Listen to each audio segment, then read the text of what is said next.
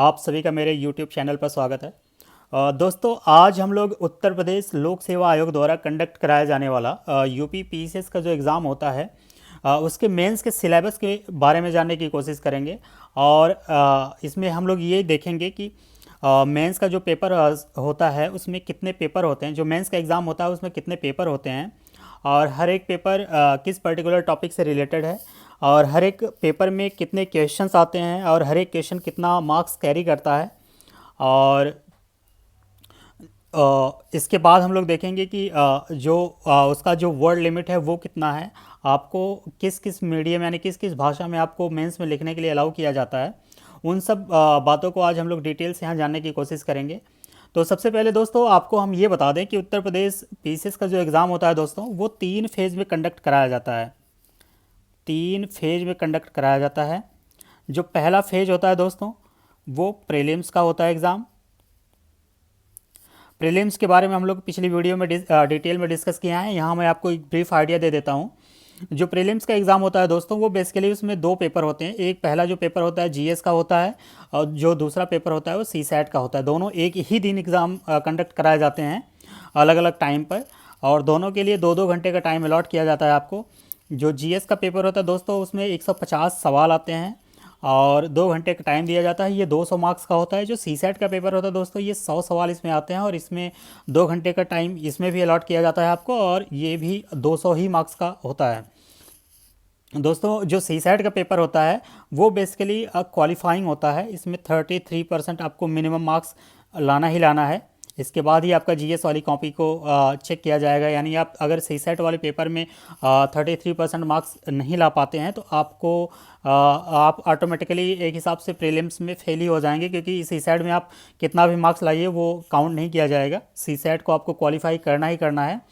और जो जीएस का पेपर होता है दोस्तों उसमें 150 सवाल आएंगे। उसमें अलग अलग सब्जेक्ट से आते हैं सवाल, वो डिपेंड करता है किस में आते हैं। ये पिछली वीडियो में आप जाके इसको डिटेल में देख सकते हैं। इसके बाद जो बच्चा प्रीलिम्स की एग्ज़ाम को क्लियर करता है उसको मेंस में बैठने का मौका दिया जाता है। और मेंस का जो एग्ज़ाम होगा दोस्तों वो बेसिकली मेंस वाले एग्ज़ाम में दोस्तों बेसिकली आपको 8 पेपर लिखने को आते हैं। जो पहला पेपर होता है वो सामान्य हिंदी का होता है दोस्तों। पहला जो पेपर होगा वो सामान्य हिंदी का होगा। जो दूसरा पेपर होता है दोस्तों वो निबंध से संबंधित होता है, वो निबंध का पेपर होता है। और पेपर 3 से लेके पेपर 8 तक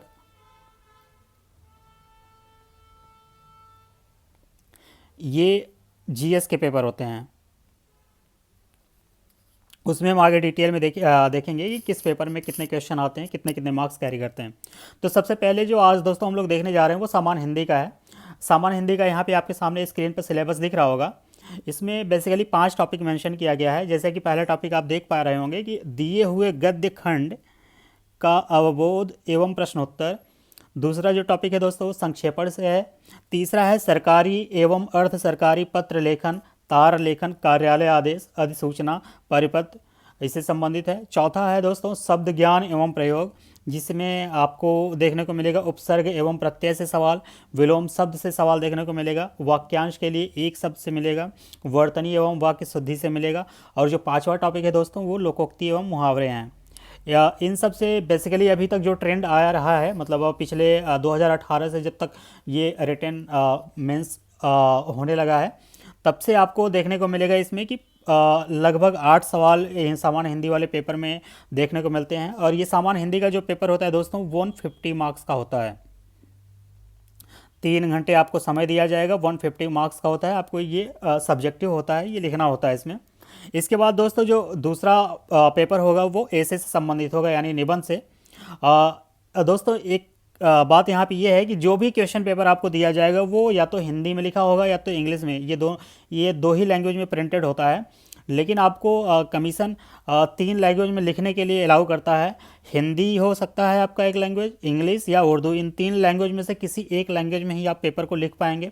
इन तीनों में किसी एक को ही चुनना है। पूरा पेपर आपको सिर्फ एक ही लैंग्वेज जो भी आप चुनेंगे उसी में ही लिखना है। ऐसा नहीं है कि एक क्वेश्चन आप हिंदी में लिख रहे हैं दूसरा इंग्लिश में लिख रहे हैं, ऐसा नहीं हो पाएगा। जो आप एक लैंग्वेज चूज करेंगे उसी में ही आपको पूरा पेपर को ही सॉल्व करना है। तो आपको ये समझने वाली बात होगी यहाँ पर दोस्तों। और जो निबंध का पेपर होता है दोस्तों, इसमें बेसिकली ये 3 सेक्शन में डिवाइड होता है और हर एक सेक्शन में 3-3 निबंध आते हैं और उन तीनों में से कोई एक पर्टिकुलर आपको चूज़ करके लिखना होता है।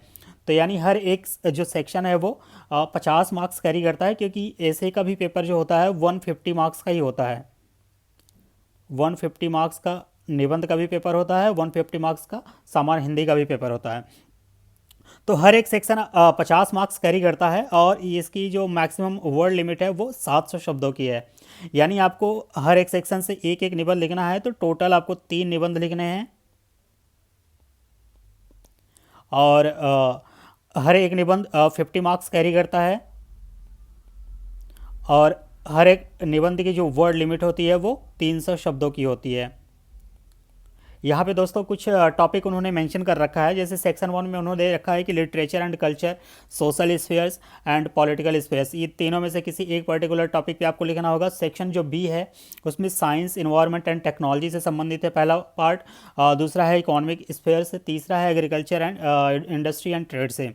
जो तीसरा सेक्शन है दोस्तों वो है नेशनल एंड इंटरनेशनल इवेंट से, दूसरा इसमें है natural calamities, landslides, earthquake, deluge and drought, it's इन सब से संबंधित है। जो तीसरा है दोस्तों वो national development programme and project, ये बेसिकली ये करंट से संबंधित है और इसी से ये रिलेटेड इसमें से क्वेश्चन आते हैं। तो दोस्तों ये जो पहला और दूसरा पेपर हो गया आपका, पहला जो सामान्य हिंदी का है, दूसरा जो ऐसे का है, उसके बारे में यहाँ पे थोड़ी बहुत जानकारी यहाँ पे आप देख पा रहे होंगे। और जो इसके बाद जो 6 पेपर और होते हैं वो सामान्य अध्ययन से संबंधित होते हैं, जिसे हम लोग जनरल स्टडीज़ का पेपर कहते हैं। ये बेसिकली इसमें 6 पेपर होते हैं, GS paper 1, paper 2, paper 3, paper 4। ये बेसिकली यूपीएससी से संबंधित जो टॉपिक होते हैं, मोर और लेस 95% उसी से संबंधित है, लगभग मिलता जुलता टॉपिक है। जो पेपर 5 और 6 है, 2023 से पहले ये ऑप्शनल के रूप में एग्ज़ाम मतलब पेपर लिया जाता था,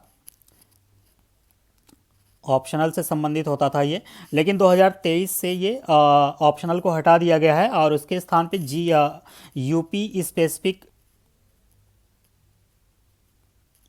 टॉपिक को यहाँ पे इंट्रोड्यूस कर गया है। यानी ये जो जीएस का 5वां और 6ठा पेपर होता है वो यूपी से संबंधित होता है। उसको आगे हम डिटेल में देखेंगे कि 5वें में कौन से टॉपिक मेंशन किए गए हैं यूपी से संबंधित और 6वें में कौन से किए गए हैं। तो हम लोग एक एक करके सारे पेपर का यहाँ पे डिटेल में स्टडी करते हैं। जो जीएस पेपर 1 होता है दोस्तों, उसमें बेसिकली 3 टॉपिक को मेंशन किया गया है। पहला हिस्ट्री है, जो पहला टॉपिक है वो हिस्ट्री है, दूसरा ज्योग्राफी, तीसरा इंडियन सोसाइटी। ये भी ये यूपीएससी में भी सेम एग्जैक्ट ऐसे ही मेंशन किया गया है और यहाँ पर भी वहीं से लगभग कट पेस्ट ही, लगभग मोर और लेस 95% सिलेबस एक ही है। तो जो हिस्ट्री से अभी तक का ट्रेंड देखा गया है दोस्तों कि ये जो जीएस का हर एक पेपर होता है वो 200 मार्क्स का होता है। जीएस के जितने भी यानी 6 पेपर जो हैं वो 200 मार्क्स के ही होते हैं हर एक पेपर। और इनमें कुछ देखा गया है कि जो हिस्ट्री से संबंधित है वो लगभग 60 नंबर के सवाल आते हैं, ज्योग्राफी से लगभग 80 नंबर के सवाल आते हैं और इंडियन सोसाइटी से लगभग 60 नंबर के सवाल आते हैं।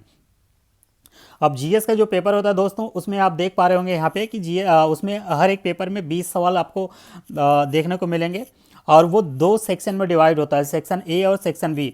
दोनों सेक्शन में फ़र्क इतना है कि दोस्तों जो सेक्शन ए होता है वो शॉर्ट आंसर होता है, मतलब आपको उसमें छोटे उत्तर लिखने को होते हैं, जिसकी शब्द सीमित यानी वर्ड लिमिट जो है वो 125 शब्दों की है और ये हर एक सवाल यहाँ पे 8 मार्क्स का होता है। और जो सेक्शन बी है दोस्तों वो लॉन्ग आंसर के रूप में लिखना होता है, इसकी वर्ड लिमिट जो है वो 200 शब्दों की है और इसका जो हर एक सवाल होता है वो 12 नंबर का होता है। तो जो सेक्शन ए है वो 8 नंबर का होता है, जो सेक्शन बी है वो 12 मार्क्स ईच क्वेश्चन का होता है। तो लगभग सेक्शन ए जो है वो 80 मार्क्स का हो गया और जो सेक्शन बी है वो 120 मार्क्स का हो गया। तो दोनों को मिला दिया जाए तो हर एक पेपर आपका 200 मार्क्स का हो जाता है। तो जीएस पेपर 1 में आप लोग देख पा रहे होंगे कि हिस्ट्री, ज्योग्राफी और इंडियन सोसाइटी से संबंधित सवाल आते हैं। अब हम लोग जीएस पेपर 2 की बात करते हैं। जीएस पेपर 2 भी 200 मार्क्स का ही होता है और इसमें मेजर जो टॉपिक्स हैं वो हैं पॉलिटी और गवर्नेंस, सोशल जस्टिस और इंटरनेशनल रिलेशंस। सबसे ज़्यादा इसमें मेजर पोर्शन आपको देखने को मिलेगा पॉलिटी और गवर्नेंस से लगभग यहाँ पे 100 नंबर के सवाल आते हैं। सोशल जस्टिस से लगभग 50 नंबर के सवाल आते हैं और इंटरनेशनल रिलेशन से भी लगभग 50 नंबर के। ये कोई फिक्स नंबर नहीं है दोस्तों, ये वेरी कर सकता है, ये डिपेंड करता है। कमीशन किसी पर्टिकुलर टॉपिक से सवाल ज़्यादा कर भी सकता है और कम भी कर सकता है, ये उसकी अथॉरिटी वहाँ पे चलती है। तो ये कोई फिक्स मैं आंकड़ा आपको नहीं दे रहा हूँ, अभी तक का जो ट्रेंड चला आ रहा है उसके बेस पे मैं यहाँ पे आपको रिसर्च करके मैं आपको बताया हूँ कि किस पर्टिकुलर सब्जेक्ट या टॉपिक से कितने नंबर के सवाल अभी तक आ रहे हैं। तो ये लगभग एक एवरेज यानी रिलेटिव मार्क्स आपको देखने को मिल रहा है यहाँ पे। ऐसा पर्टिकुलर नहीं है कि 50 मैंने लिख दिया तो 50 ही मार्क्स से आते हैं, ये 40 मार्क्स का हो सकता है, ये 60 मार्क्स का हो सकता है, ये वेरी करता रहता है। अब जो जीएस पेपर 3 होता है दोस्तों, उसमें मेजर जो टॉपिक्स हैं वो हैं इकोनॉमिक और एग्रीकल्चर से संबंधित होगा, security, science tech, disaster management and environment से संबंधित होते हैं। इसमें सबसे ज़्यादा वह अगर वेटेज देखा जाए तो इकोनॉमी और एग्रीकल्चर से संबंधित है, ये लगभग 100 से लेके 120 नंबर तक के यहाँ से सवाल आते हैं। सिक्योरिटी से 50 नंबर के, साइंस टेक से 30 नंबर के, और डिजास्टर मैनेजमेंट या इन्वायरमेंट से लगभग 2 सवाल लगभग आते हैं। एक 8 मार्क्स का होता है, एक 12 मार्क्स का, तो लगभग 20 मार्क्स के यहाँ पे सवाल देखने को आपको मिलेंगे। जो GS 4 होता है दोस्तों, वो एथिक्स और इंटीग्रिटी से संबंधित होता है, और इसमें 2 पार्ट में आप डिवाइड कर सकते हो। अगर आप यूपीएससी की बात करेंगे तो वहाँ पे लगभग केस स्टडीज और थियोरेटिकल दोनों 50-50% के आसपास वेटेज रखते हैं। लेकिन यूपी पीसीएस का जो एग्ज़ाम है इसमें दोस्तों, इसमें थ्योरी का थोड़ा सा एडवांटेज है। थ्योरी से लगभग 170 मार्क्स के सवाल आते हैं, और यहाँ पे केस स्टडीज़ की उतनी डिमांड नहीं है, यानी वहाँ से लगभग सवाल कम आपको देखने को मिलेंगे। तो थ्योरी से लगभग 170 मार्क्स के आएंगे और केस स्टडी से 30 मार्क्स। ये वेरी कर सकता है, मैंने पहले ही आपको बोल दिया है, ये कोई फिक्स आंकड़ा नहीं है, बट ये लगभग अभी तक जो आ रहे हैं ऐसे ही आ रहे हैं, तो उसके बेस पे मैं आपको यहाँ पे बता रहा हूँ। और GS 5 और 6 दोस्तों, यहाँ पे मैं आपको बता दे रहा हूँ कि वो यूपी स्पेसिफिक होते हैं, और उन यूपी स्पेसिफिक में GS जो 5 का 5वां पेपर होगा दोस्तों, उसमें लगभग हिस्ट्री और कल्चर से संबंधित सवाल होंगे, पॉलिटिकल सिस्टम से संबंधित सवाल होंगे, यूपी के सिक्योरिटी से होगा, यूपी के हेल्थ इशू से होगा, यूपी का जो करंट अफेयर्स होता है उससे संबंधित सवाल होंगे, एनजीओ से हो सकता है, यूपी के टूरिज्म से संबंधित सवाल इस पेपर में देखने को मिलेंगे। और जो GS पेपर 6 है, उसमें आपको मेजर थीम्स देखने को मिलेगा, यूपी का इकॉनमी, यूपी का एग्रीकल्चर, यूपी का ज्योग्राफी, पॉल्यूशन और इन्वायरमेंटल इश्यूज से संबंधित देखने को आपको सवाल मिलेंगे, नेचुरल रिसोर्सेज से मिलेंगे, और साइंस और टेक। ये कुछ मेजर टॉपिक्स इसमें मेंशन कर रखे हैं। आपको मैं अभी इसका जो सिलेबस है मैं उसको दिखा रहा हूँ, आप उसको देख के खुद एक बेसिक आइडिया ले पाएंगे कि किस में कौन कौन सा टॉपिक मेंशन किया गया है। तो दोस्तों, यहाँ पे आपके सामने हिंदी और इंग्लिश ये दोनों भाषा में सिलेबस देखने को यहाँ पे मिल रहा होगा। तो हम लोग हिंदी का भी है और इंग्लिश का भी है, तो हम लोग इंग्लिश के बारे में थोड़ा देख लेते हैं यहाँ पे। जैसा कि मैंने आपको पहले ही बताया कि जो GS पेपर 1 होता है उसमें आपको यहाँ पे हिस्ट्री से संबंधित देखने को मिल रहा होगा क्वेश्चन टॉपिक, इंडियन सोसाइटी से और ज्योग्राफी से। यहाँ पे मैंने अलग अलग कलर कर दिया है, आप उससे देख के आइडेंटिफाई कर पाएंगे। जो GS पेपर 2 है दोस्तों, वहाँ पे यहाँ पे देख पा रहे होंगे इंडियन कॉन्स्टिट्यूशन से संबंधित है, और फाइनेंस कमीशन ये सब आप यहाँ पे मेंशन किया हुआ है। और इसको आप देख के आप यहाँ पे देखिए IR से संबंधित है, India and it's relationship with neighbouring countries. तो आप इसको देख के आप इसको आइडेंटिफाई कीजिए कौन कौन सा टॉपिक किस किस सेक्शन में रखा जा सकता है, उसी की बेस पे आपको तैयारी करनी है।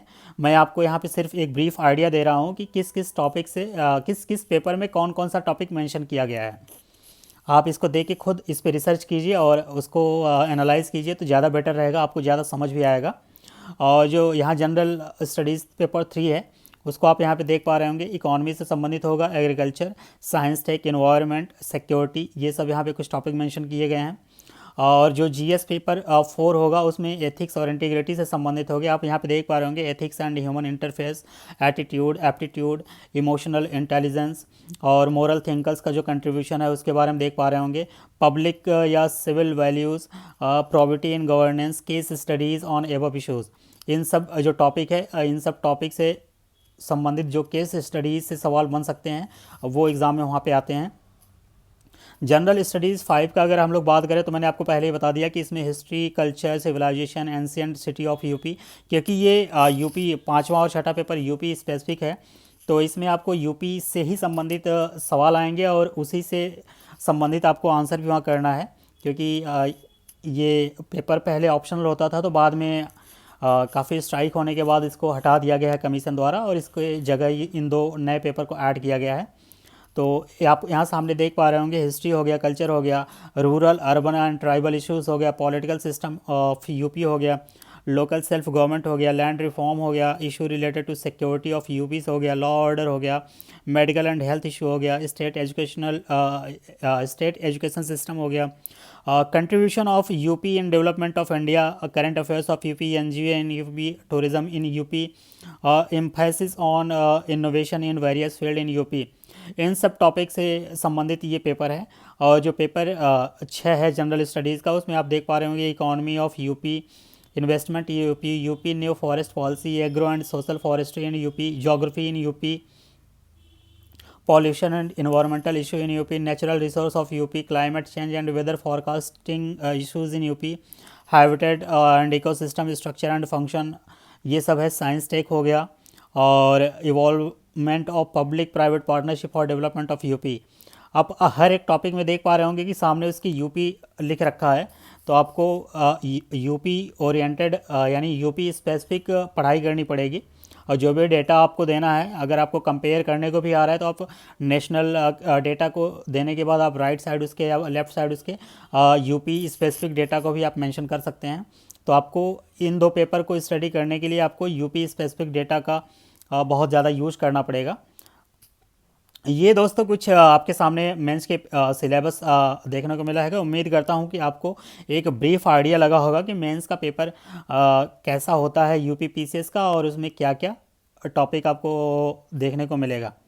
तो इसी के बेस पे आप अपनी तैयारी कीजिए, और जो भी डाउट होगा आप कमेंट सेक्शन में जाके आप अपने डाउट को लिखिएगा और मैं उसका आंसर ज़रूर देने की कोशिश करूँगा।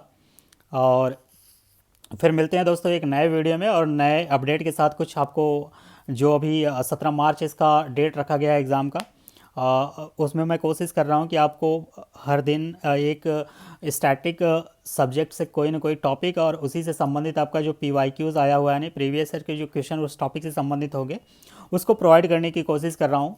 दोस्तों मैं जल्द से जल्द आपके सामने एक नया वीडियो ले आऊँगा और उसमें आपको एक कोई नया टॉपिक और इम्पॉर्टेंट टॉपिक आपके सामने पेश करूँगा। तब तक के लिए दोस्तों नमस्कार।